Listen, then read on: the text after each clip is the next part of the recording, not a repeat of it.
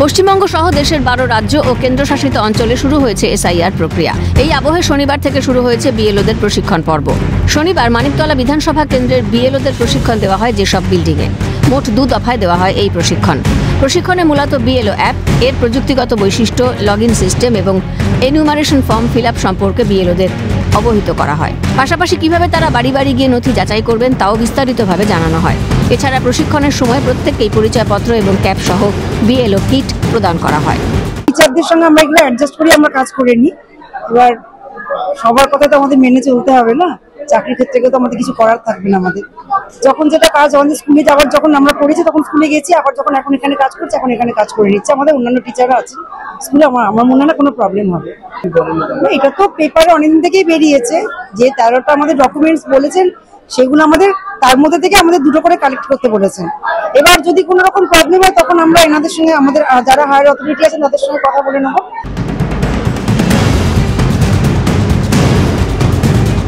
অন্যদিকে কলকাতার চৌরঙ্গি, বেলেঘাটা, জোড়াসাঁকো, এনচালি, শ্যামপুকুর এবং কাশীপুর বেলগাছিয়া বিধানসভা কেন্দ্রের বিএলওদের প্রশিক্ষণ দেওয়া হয় কলেজ স্ট্রিটের ডিরোজিও ভবনে। এই প্রশিক্ষণ পর্বে উপস্থিত ছিলেন ইআরও এবং উত্তর কলকাতার ডিইও।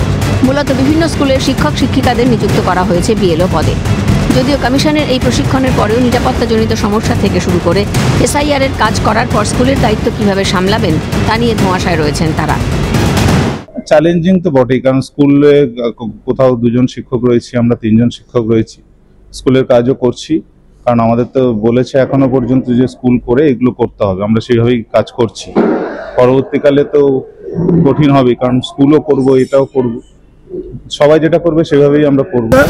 बस वो प्रॉब्लम है, बाकी और कोई इशू है नहीं। और डर का जो मामला माहौल बना हुआ है, हम लोग को तो ऐसा कोई कॉल बोल नहीं आया, लेकिन न्यूज़ में देखे हैं कि बहुत लोग को थ्रेटनिंग किया जा रहा है कि आप लोग जो है किसी का नाम मत काटिएगा, ऐसा वगैरह कहीं कहीं। क्या लगता है इलेक्शन कमीशन को आप लोग की सिक्योरिटी के बारे में सोचना चाहिए? हम लोग को नॉर्थ कोलकाता में ऐसा कोई प्रॉब्लम हम लोग को नहीं है, लेकिन जहाँ है जो ये लोग अपना बता रहा है कंसर्न कि हाँ हम लोग को प्रॉब्लम है, उसके बारे में तो सोचना चाहिए ना। स्कूलेर पठन पाठानो मोटामुटी देखते হচ্ছে, আর কিছু কিছু ক্ষেত্রে অনিয়মিতও পাচ্ছি, আর সব টিচার তো তুলছে না। মোটামুটি স্কুলের পঠন পাঠানো ঠিকঠাক। নিরাপত্তার বিষয়ে কোনো কিছু, নিরাপত্তার বিষয়ে একটা করে আই কার্ড দিয়েছে এখন পর্যন্ত। এই এখন পর্যন্ত নিরাপত্তার বিষয়ে আর কিছু খবর নেই, আই কার্ড দিয়েছে। সমস্যা হলে নির্বাচন কমিশনের তরফে কি পদক্ষেপ নেওয়া হবে সে বিষয়ে কিছু বলেননি, কিন্তু আমরা কাজটা কিভাবে করব যাতে করে আমরাও নিরাপত্তার সহিত থাকি বা কোনো ভোটার যাতে বাদ না যায়। জানা গিয়েছে রাজ্যে বর্তমানে 80,681 জন বিএলও রয়েছেন। কমিশন সূত্রে খবর, বিএলওদের নিরাপত্তা সংক্রান্ত বিষয়কে সর্বাধিক গুরুত্ব দেওয়া হচ্ছে। এজন্য রাজ্য পুলিশের নোডাল অফিসার এডিজি আনন্দ কুমারের সঙ্গে নিয়মিত সমন্বয় বজায় রাখা হচ্ছে। নিরাপত্তা সুনিশ্চিত করতে নির্বাচন কমিশনের আধিকারিকরা যেমন বৈঠক করছেন, সেরকম নির্বাচন কমিশনের সিইও তিনিও বৈঠক করছেন পুলিশ এবং প্রশাসনের সঙ্গে, যাতে এই বিএলওরা যখন তাদের বাড়িতে যাবেন, প্রত্যেক মানুষের বাড়িতে বাড়িতে যাবেন, তারা যাতে কোনোভাবে নিরাপত্তাহীনতায় না ভোগেন, যাতে কোনো রকম সমস্যার সম্মুখীন না হন।